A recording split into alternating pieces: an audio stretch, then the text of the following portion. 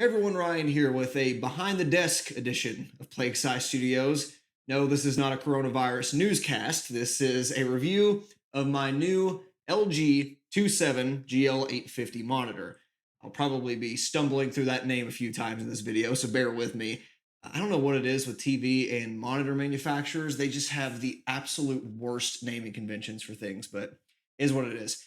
So, if this isn't your first time watching this channel, whether you've seen any of my videos from the past month or past 3 years, you will probably have noticed the ultra wide 29-inch LG monitor that has always been on this desk in one room or another. It's been kind of a constant ever since making videos. And even before then, I've been using it for a little over 4 years. And I really like that monitor.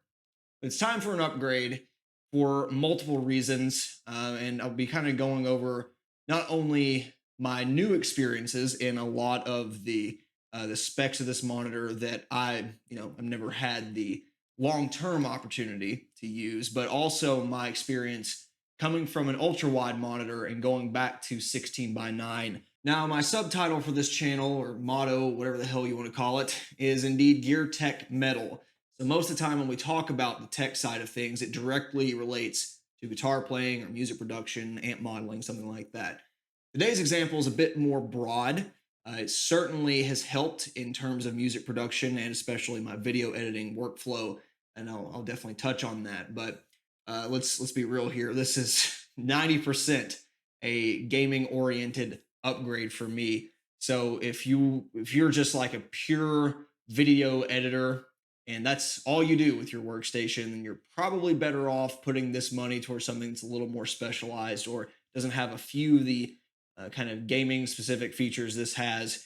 And you'll probably get something that is either larger or higher resolution for the same kind of money. So keep that in mind. But if you are an all around music producer, content consumer, video editor, whatever, then this is probably going to be a really good fit. If you clicked on this video, there's a pretty good chance you're already aware of the high level specs of this machine, especially when it pertains to the panel.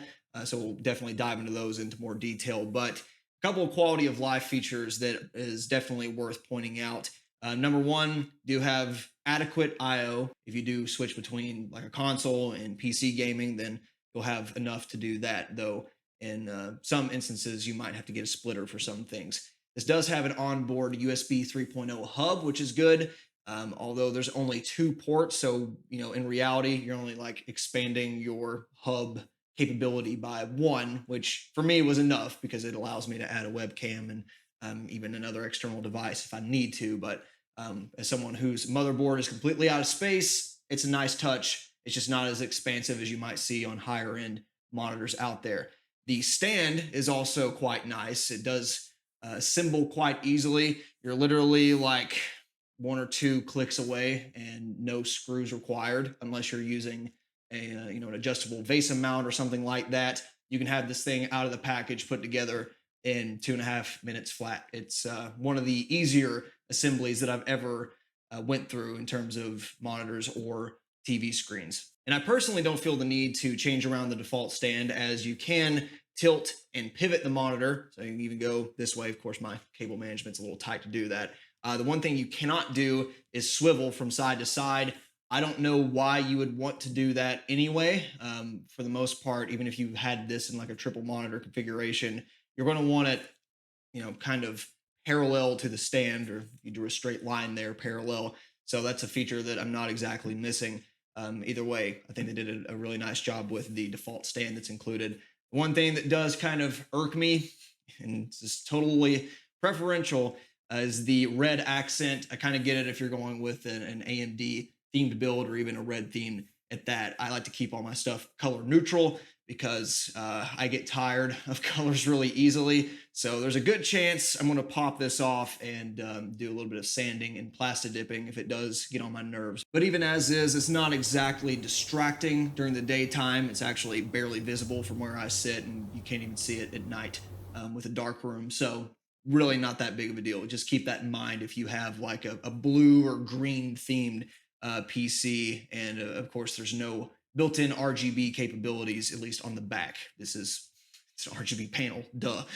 So with all that said, why am I making the switch? Why now? Why, after 4 years of using what some would consider to be a superior aspect ratio, am I going back to 16 by 9? And even at that, a monitor that, it's not huge, it's not curved, on the surface, it doesn't even look all that special. Well, the short answer is 21 by 9 support has gotten better, but it's still not great. And I would say only a small minority of the time is it superior in terms of just plug and play and actually enhancing the experience. And this is coming from someone who has replayed countless games or played for the first time on that aspect ratio and absolutely loved it. Plenty of first person shooters, especially, I think really benefit from the added field of view. The problem is most game devs and even regular desktop applications still do not directly support 21 by 9. In the best case scenario, you launch a game, you have a menu that looks normal with everything laid out correctly. You start the game, you've got a cutscene that fills, at least to the extent that it can, your screen. So, if it's 16 by 9, that's fine. You'll just have vertical black bars, no big deal. Or if it's a 21 by 9 cutscene that would play with, horizontal bars on like a monitor like this, then it would, fill out the screen. And that does happen every now and then. More often than not, though, you're bound to end up with this horrendous pillar box, letterbox combination that's pre-rendered and hard locked, and you can't do a damn thing about it. Fortunately, for like YouTube videos that are in ultra wide, you can fix that with a plugin, but not so much in game, especially if the INI is not editable. And then, you're playing the lottery whether once you actually get into the video game that the HUD elements are spaced correctly, or you're not getting some enormous distortion around the edges of the screen. And that just happens all too often. Not to mention that just some games for me are alien, in ultra wide. Gears of War, other third person shooters, they just don't feel right to me. So I'd end up always playing those on my TV anyway. There are a few experiences that I absolutely loved in ultra wide, watching a few movies and shows where it fit correctly. Again, having the added field of view in some FPSs, even in something like Cubase, you do have more width at the same resolution, or at least the same vertical resolution. But at the end of the day, I figured, you know what, if we're going to increase resolution in one way, let's just do it both ways. Now we don't have to worry about not only video game compatibility or videos in general. In fact, for any sort of screen capturing on the other monitor, I'd have to change not only the native resolution, but the refresh rate as well. And it's a handful of clicks each time. It's not the biggest deal, but it did introduce opportunity for error on the screen capturing software. Not to mention that I'd oftentimes forget to change the refresh rate back to the higher version and then wonder why my gameplay didn't look as smooth. And then remember I was an idiot and forgot to change that aspect of the settings. So it's one less thing to have to worry about. Now, up until a few years ago, when it came to computer monitors, it was kind of a pick one situation. You either have high refresh rate or a color accurate IPS panel, not both. It was only in the last few years where the technologies were able to merge, at least at a budget that is, seemingly achievable by most mortals. For the longest time, if you were interested in a high refresh rate monitor, say 120 hertz and above, you're probably going to be limited to a TN panel, which for a lot of competitive games especially isn't going to be the end of the world. But if you're concerned with viewing angles and especially color accuracy, you're going to be taking a bit of a hit compared to IPS and even VA for that matter, both of which have, kind of gotten better over the years. But for me, as someone who does care about image quality and does play, quite a few sightseeing kind of games where I want to preserve the intended effect, not reaching that range of color accuracy that we see in IPS panels is kind of a deal breaker for me. I'm not a Twitch shooter fanatic like I was, in my early teen years. So I much prioritize the visual quality aspect of things. Nowadays, though, we need compromise no more, as this is merely one of many high refresh rate IPS monitors out there that pushes a resolution higher than 1080p. Now, some of the pixel response times that are quoted on the marketing of this are a little misleading. There's some good reviews out there that kind of show the smeary effect you get when you turn the pixel response settings to fastest. For me personally, I think fast is just fine, and the image quality is much cleaner and in motion looks absolutely gorgeous. So that's kind of what I would recommend.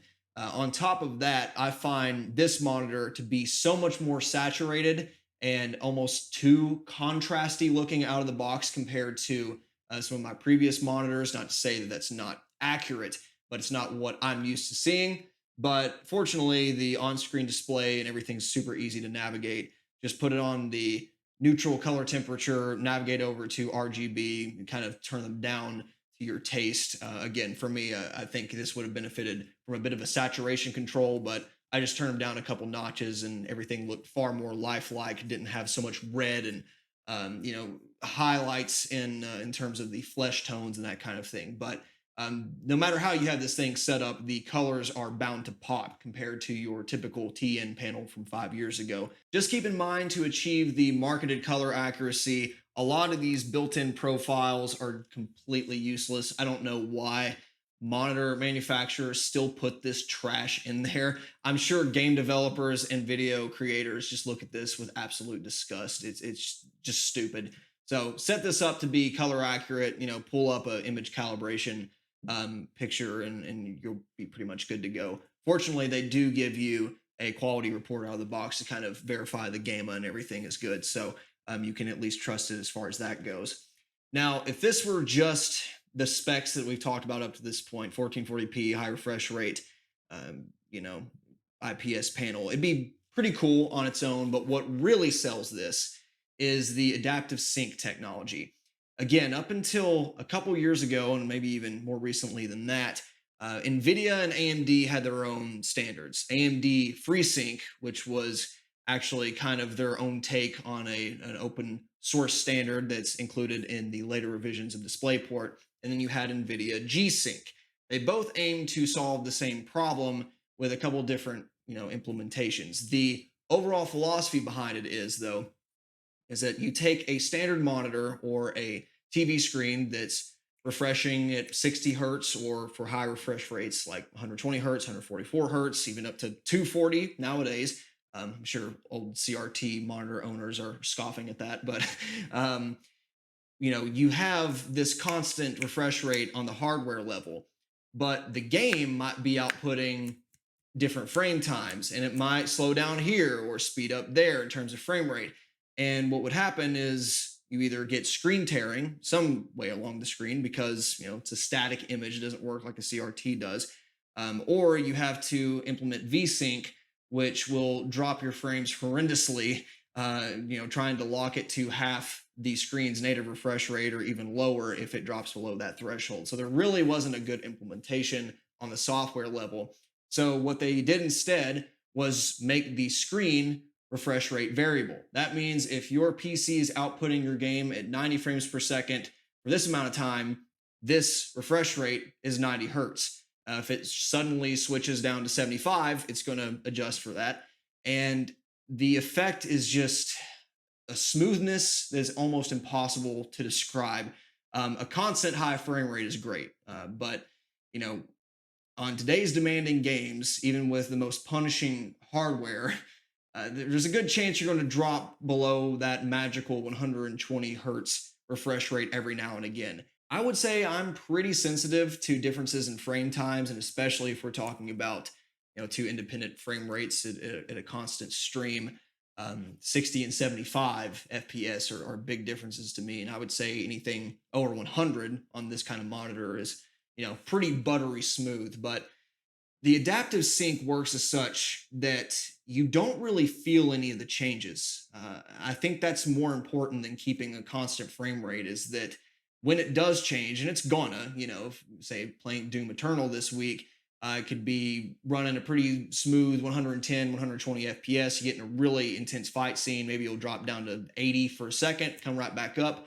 I never noticed, the controls didn't suffer. The overall smoothness of the gameplay didn't really change. And after spending the past couple of weeks with this setup, I just cannot see myself going back.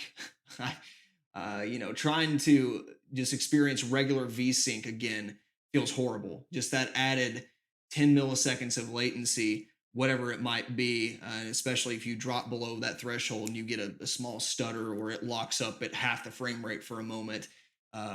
It does not even land in the same universe as the effect that this has. So absolutely adaptive refresh rate, no matter which camp you're in, or even on the newer consoles, supposedly.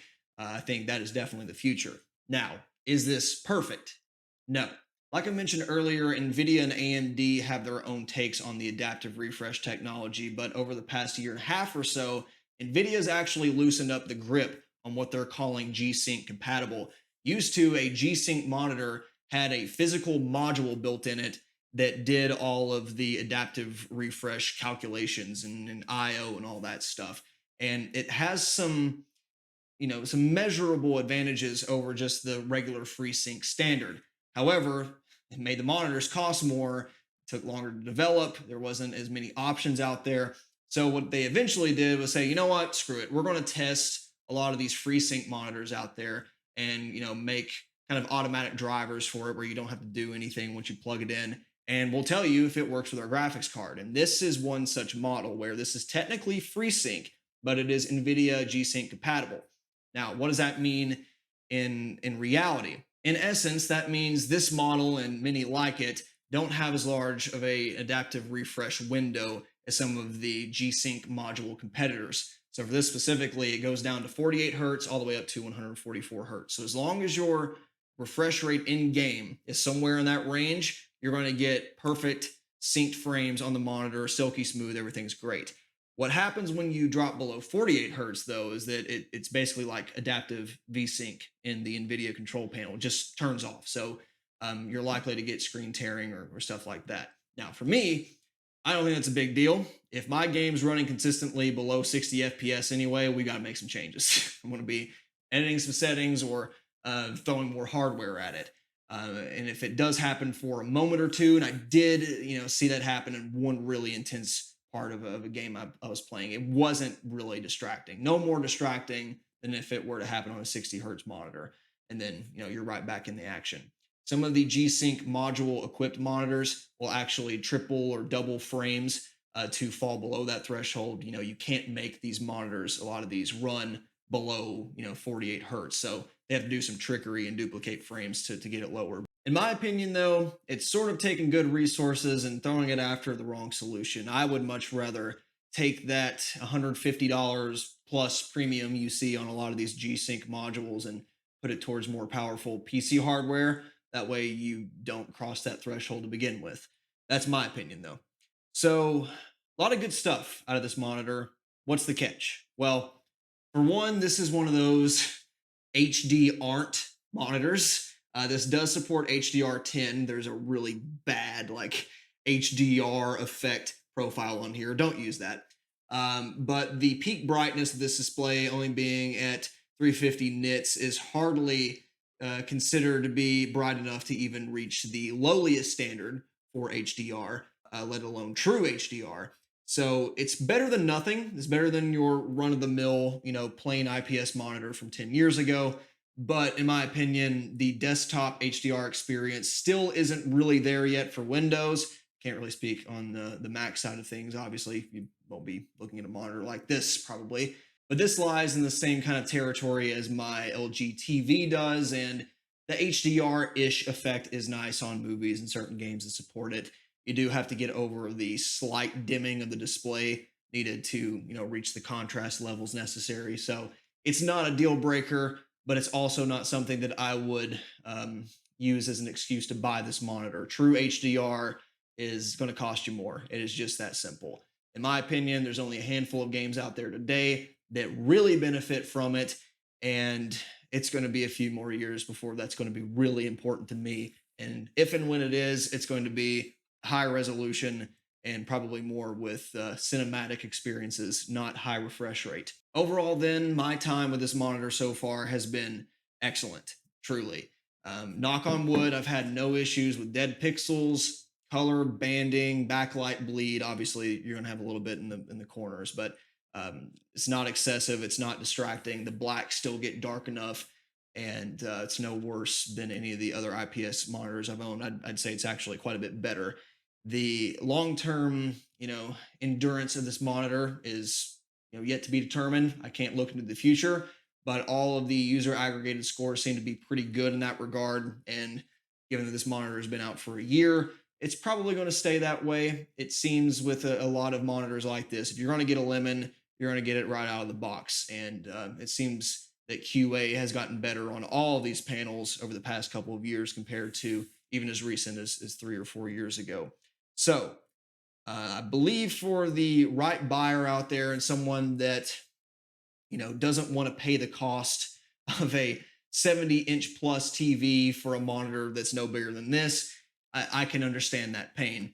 So for the $500 this thing goes for, it's packed with a lot of features. And yeah, I'm gonna have to give this one a pretty strong thumbs up if you're considering these features. I'm sure that the competitors from MSI or probably AOC, how many ever manufacturers out there are using a panel like this, if not the exact same one, because they all kind of trade around. I'm sure those are fine too. I'm used to the LG OSD. I've never had a problem out of the LG brand, so I figured, what, this meets all the specs. Let's give it a shot, and so far, so good.